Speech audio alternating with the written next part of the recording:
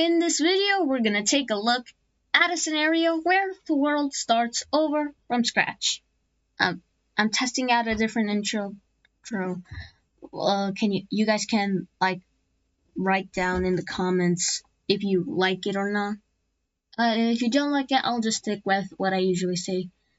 But yeah, we're now on episode 26 of the series, and in the last episode, we saw the end of World War One, which saw a defeat to the Circle Alliance, except some few countries here and there. Yeah. Well, the Turkic Union is massive, and India and Bangladesh united it at the end of last episode. So if you didn't catch that, you don't have to go to episode 25, since it's pretty simple that they united. That's it. But yeah, I'm not gonna do a recap because I really want to get into this episode. So yeah, let's get started. Now, one thing we gotta talk about is the alliances. I didn't mention in the last video about the alliances, but I'm gonna mention them now. Basically, first off, the Circle Alliance is gone. It's not allowed to exist. And yeah, it's gone. So sorry, Laser Chase, but yeah, the Circle Alliance is gone. The Circle Alliance is no more. All the remaining members that weren't in the Circle Alliance left it. Well, they actually decided to disband it because without the French Union, the Circle Alliance was toast. So yeah, Circle Alliance is no more. Now let's talk about the Square Alliance. And Azerbaijan left it. Arabia left it. And now that just leaves the Turkic Union and the Raj and China. And basically here,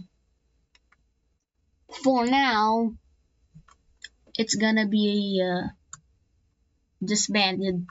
The Square Alliance is also disbanded. And oh yeah, the Iberians are also part of the Square Alliance. How could I forget them? But yeah.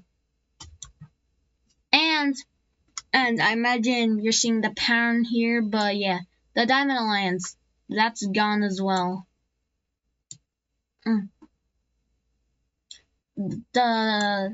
All the Diamond Alliance members basically died or got weakened, or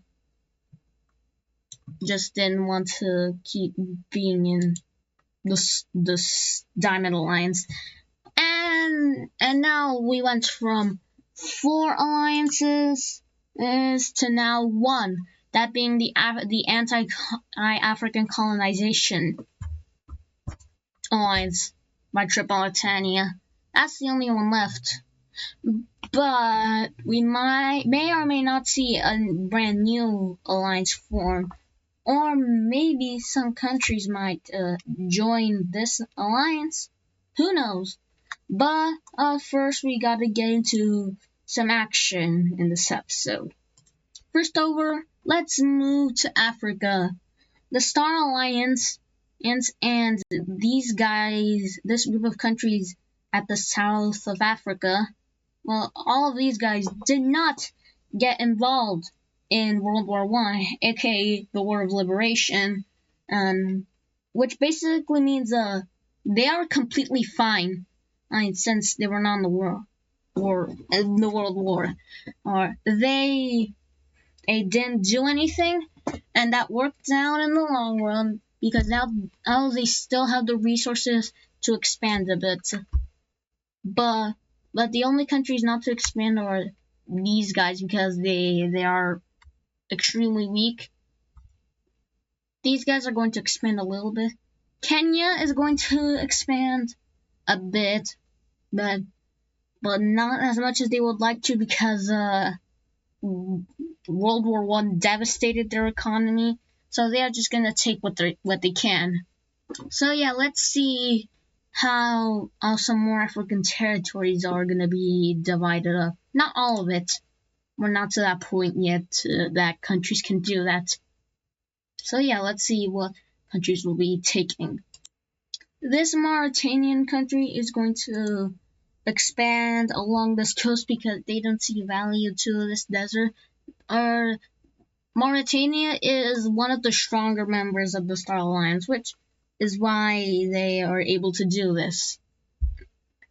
And the reason they went after this coast is because they see trading potential with this land, as many nations like to stop by here when they come to trade around the entirety of Africa. So the Mauritanians think that if they own a pit stop, they could earn a lot more money. So in the future, we'll see how that goes for them.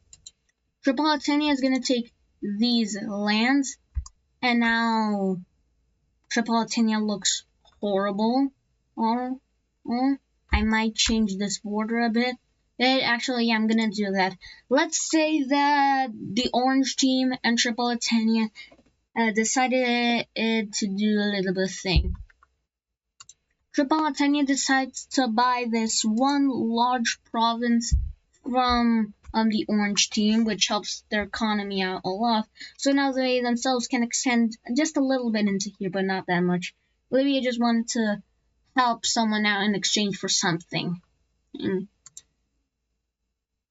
And now Tripolitania looks a lot better. And now we're going to see how this orange country decides to expand a little bit. The orange team decides to take this chunk of the Saharan desert. But I think at this point, this country might be in the Sahel. But yeah, good for them. And I know I said that this country wouldn't expand, but I lied a bit. They can't expand a lot, but they can only take some tiny chunks. And the purple team decides to annex these chunks respectively. And now the purple team has a little bit of an upgrade. Down in South Africa, the papers have been signed, and this country joins in on South Africa. The reason that they did this is because the leaders of the Chartreuse team realized that they would be much better off as part of South Africa, since South Africa's economy is booming, and because of all the trade that's happening with them. But yeah, normally they earn a regular amount of money, but they just had an economic boom with this area. So many countries are stationing their stuff here, which just gave South Africa even more an even bigger boost. So yeah, I just wanted to explain that real quick. South Africa is going to annex a healthy amount of land from this area that I don't know its name. I do know the countries that are here though, but I don't know this area unless it falls in the category of South Africa. But I don't think so as that's a country, but I could be wrong, and feel free to correct me. But yeah, South Africa takes a big old chunk out of Africa. This Tanzania country is very weak, one of the weakest countries in the world. So they can only do like that much, which is for them is a lot, but in the grand scheme of things, that's barely anything. So yeah, can y'all type in the comments W brownish Tanzania, because why not? Next, this Cyan country expands a little bit into the Sahel. Now Kenya is going to take a big chunk out of the Congo area, and wow, I'm liking in Kenya's borders right now. I love these right now, but want to know something? In Kenya had actually wanted to go to stretch out to the coast of to the Atlantic Ocean, but they couldn't because they're still recovering from World War One, and some extremists in Kenya were not thrilled to hear that news from the leader. So they decided, you know what? If they aren't gonna try to stretch out to the coast, we might as well do it ourselves. And now, some people, some extremists from Kenya, leave the country and decide to set up for now, a small little civilization over in the Nigeria Cameroon area. And they also have Sao Tome and Principe. You guys can make more lore for this country if you want. This country is gonna be, I guess, a bit pathetic for now, but you'll see what I have planned for them in the future. Mozambique too is gonna take this chunk of, I guess, Zimbabwe, okay? And just to let you guys know, this is not happening all at once. This is like spread out through some time. But the countries in the Star Alliance, they did this coordinated, but every non-Star Alliance member was just doing it whenever they felt like it.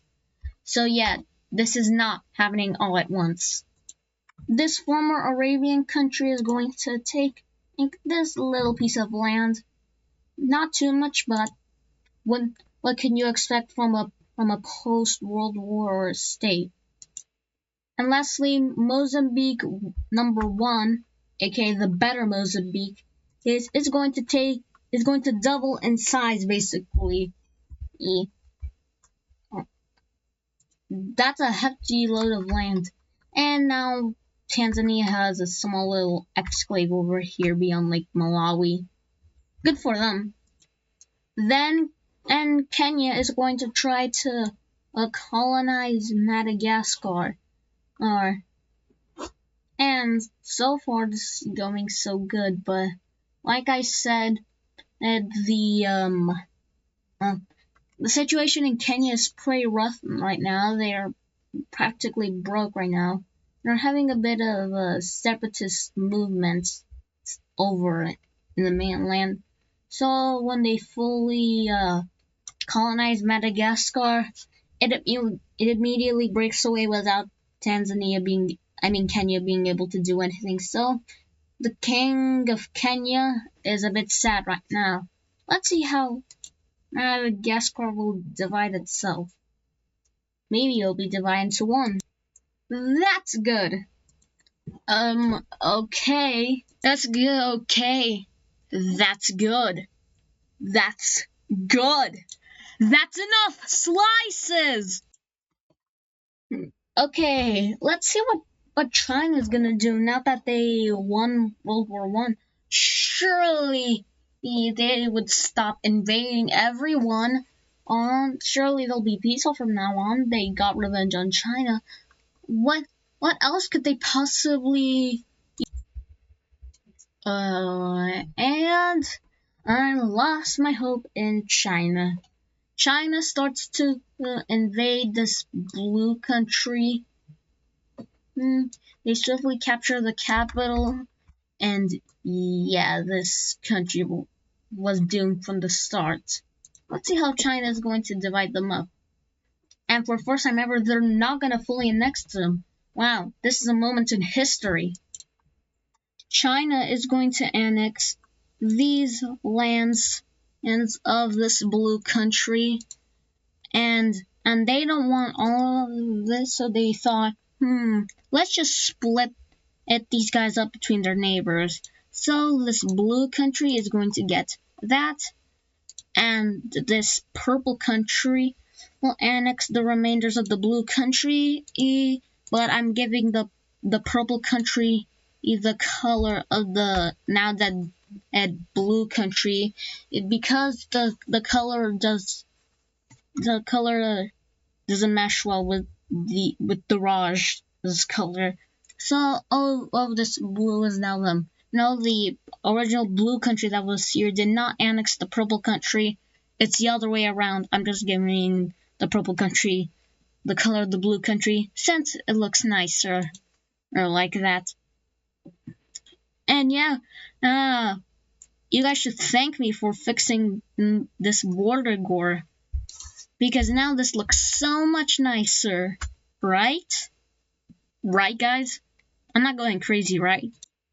Now we have Crimea. Crimea is pretty happy that they have their independence now, and they want to take every chance they have with it. What do you mean by that? What I mean by that is that basically they're going to do everything possible to expand, like every route possible. And now they're just down to a 1. And why does Crimea want to expand, you may be asking, dear viewer? Well, if we look at the religion layer, this is a whole mess. The Crimean religion is gone now, but the main religion is the Moldavian one, and these guys, they want to make sure that this religion is the main one. They are not going to be committing genocide. They are going to just be encouraging people to convert to the Moldavian religion. And with Crimea now encouraging their civilians to switch their religion, and the other religions in the area are going to start to shrink a bit.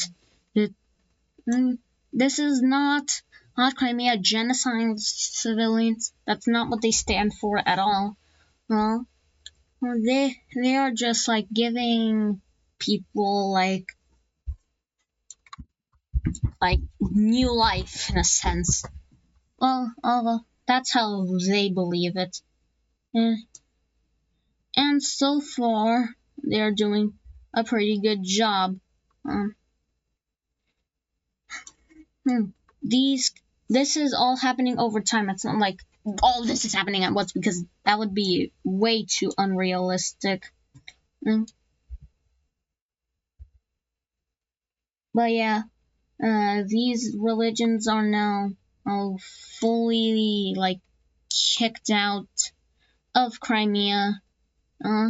The reason the pink one hasn't gone yet is because Crimea is okay with that one, since it's an offshoot of the Moldavian one, so it has different practices of the same religion, and Crimea is cool. But something interesting, the Moldavian religion is now starting to spill over in some other areas as over here, and the other countries are like, could you not? And Crimea's like, well, sorry that your civilians want to change their religion. It's not my fault. It definitely is, but you know what I mean. And because of that, this part of this small ethnic community is starting to shrink down, but this community is very fierce, and very united, so they don't go yet. And now Crimea feels as if they should have control over all the land of this religion, and if you look at the countries around them, there's the Turkic Union. Don't go to war with them, you'll get folded. You could go to war with Moldavia, but they are a protected city-state now, so good luck trying that. You could invade Russia, or this Russia, but deplete a lot of your resources, and you shouldn't do that. This country is just not in Crimea's interest at all.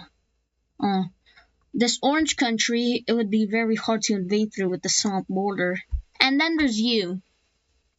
You have like some parts that are Moldavian religion. In fact, let's check real quick. What does your country look? Oh, yikes! That's all I'll say. That's a big yikes from me. And when you have other countries around you that frankly would like to expand their borders, that's when you know you're cooked. Yeah. So when Crimea starts to invade this gold country, capturing 2 major cities, other countries that their people are gonna get in on this. The Prussians that want to unite their people, and they want to return the glorious Prussian Empire that got wiped out in the Great European War. And then the Orange country, they just want to expand their borders. This country is very nationalistic. So when you are facing a 3-front war that you thought wouldn't happen, you are donezo. It's Dover for you, bro. The gold country folds instantly, and I will see how these 3 powers are going to split up this gold country. And the division of this country looks like this. Prussia gets this land. The Crimeans, they get this land. I just realized I accidentally had a little something turned on. I fixed it. And as I was saying, Crimea, they will get all the land they wanted, which was this. And as you can see, the orange Russian country, they get this. And now this gold country has been heavily reduced. Unluckily, this country is technically not small enough to be a microstate, but I would call them a microstate. And I just noticed that there's 4 corners right here. That's pretty cool. So yeah, that's it for that. While we're in the area, let's talk about Russia for a second. In the peace treaty for World War I, their old government was forced to return, and there's a reason why the original Russian Revolution happened, and let me just say that it's highly likely that there'll be another one in the future, but it's not going to be the same since that old Russian government is forbidden from existing. But you'll have to look out for that in a future episode. So I just wanted to mention that real quick. Let's move over to Southeast Asia for a moment, or in this case, Indonesia. Tensions have been rising with Malaysia and Brunei. They used to have neutral relations, but let's say that someone said this about the other, and then one said this and one said that, and it became a whole skirmish, and all these guys really hate each other. And Malaysia wants to seal the deal. And how are they gonna do that? Well, as you might guess, they are going to make an invasion of Brunei. Brunei, already expecting this, has held like a fierce front line over here, which basically means this area of Brunei gets captured easily. But unknown to Malaysia, Brunei has a secret weapon. What's that secret weapon, you may ask? Well, that secret weapon, not a literal secret weapon, but Well, remember that one general in that Southeast Asian war in episode 11? And it was a Vietnamese general that led the charge in that war. And they successfully, and were really successful in that war, if I'm remembering correctly. And after, and he like made like a whole like family tree in Vietnam for a while. And then World War happened, and most of his family died, but one descendant remained alive, and they fled to Brunei, and now he's here, and he's ready to take his anger out on Malaysia. And this general immediately makes a push over in Malaysian land, and he has a strategy. His plan is to separate into three groups. One goes over here, one goes over to the border of Java, and one deals with that. Now, let's see how the first division went. And they went over and were stopped. And actually got pushed back a bit, but they managed to fight back again. And the plan was originally to make over here, but they are going to do this briefly, and they encircle a major, major city. I forgot to turn on the major cities layer for you guys, but they capture this major city, and they siege it, and it falls, and they make their way to capture this other one. And now Malaysia has set up a fierce, I don't know what, I forgot what the name of this was. Let me look it up real quick. Wall. Yeah. Malaysia set up a wall of troops over here. But there was like a natural jungle thing right here, and the Malaysians thought, well, that doesn't need to be defended. I'm sure the wilderness will get to those guys if they try to go through there. Well, this division actually goes through there, and they flank them from the behind, and encircle these guys to here. Now these guys are scrambling or something, but it's too late, as all of these folks over here die. Now the troops that were going in the middle, they separated it over here. And their plan is to make it to this major city in the border of Java. And these guys are very secretive about this, as the Malaysians actually don't see them. It's like a small group, but they can do lots of damage. So they make it to the border of Java, and they start to secretly encircle this major city, and they manage to do it. And this is an economically prosperous city of Malaysia, so it would be very bad for them if they lost this. But unfortunately for Malaysia, they lost it. And now let's check out what the other division was doing. Well, they managed to fully kick out Malaysia from Brunei. And now all of this area has been folded over. And now this general makes a move to capture a major city, which works. And all of this area over here falls. And now all the Malaysian military is fully kicked out of their territories in Borneo. And do you want to know how things got even worse for Malaysia?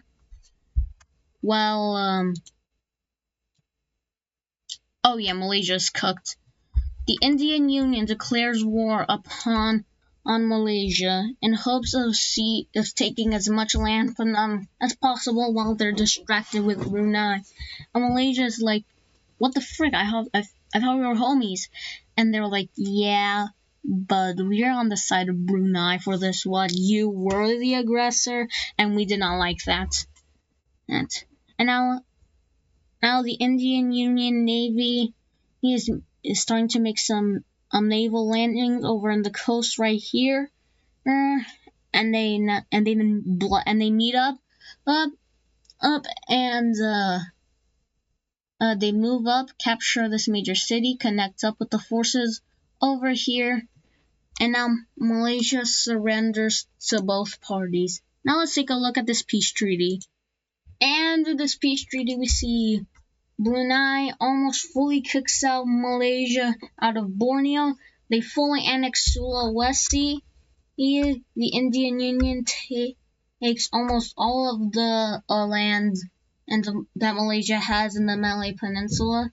They make it up to like here, and then they decide to annex the major city of Malaysia, which this used to be their capital, but now it's not. Now it's here because they lost. And the Indian Union sees heavy potential with the city due to trade, because lots of trade passes through the Strait of Malacca. And now India is basically telling, if you want to trade with East Asia, or if East Asia wants to trade with anyone outside of East Asia, you gotta go through me. I'll be taxing you. And everyone is like, Rick. But yeah, that's it for that. Meanwhile, the Turkic Union is going to invade Bulgaria, and this invasion is swift and easy. And as you can probably guess by now, in the peace treaty, they get fully annexed, and their capital is now demoted to a major city because they're now not a country anymore. Hooray! Bulgaria is gone again.